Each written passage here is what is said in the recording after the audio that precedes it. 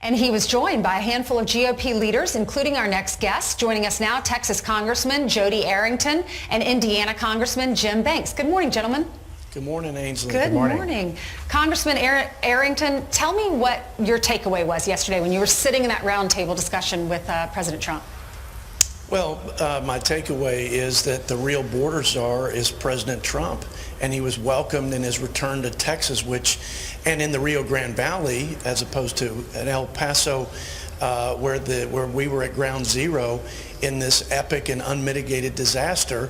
And President Trump explained all the details in the comprehensive border security strategy that he deployed and how hard it's going to be to put it back in the box. The other takeaway is that this federal government of ours has failed the state of Texas, has failed to provide for the common defense, and our president and commander-in-chief is not faithfully executing the laws of the land. So not only has he unraveled the effective Trump provisions for securing the border and stopping illegal immigration, but he's failing to protect his own citizens and prioritize his people, which means Texans have to step up and exercise their sovereign power to defend themselves, enforce the law, and defend the border.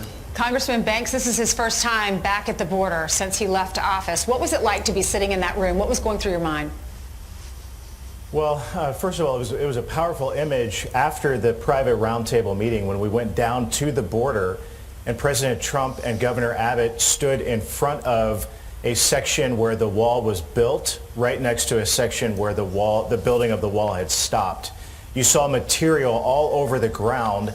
After President Biden signed an executive order to stop construction of the wall, the steel and the material is on the ground rusting that American taxpayers paid for to have more miles of the wall built. And that area, that section that we went to, as Congressman Arrington said, unlike El Paso where the vice president went, the area that we were at is where the crisis is occurring. This is a humanitarian crisis unlike anything that we have ever seen in American history, with 1 million migrants who have crossed places like where we were yesterday this year alone.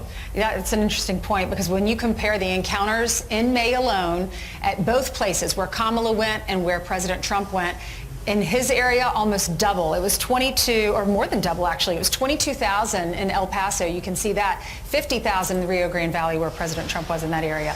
Gentlemen, thank you so much for what you do in Washington. Thanks for coming on the show this morning. Thanks, Ainsley. You're welcome. God bless. You're welcome. God bless you both.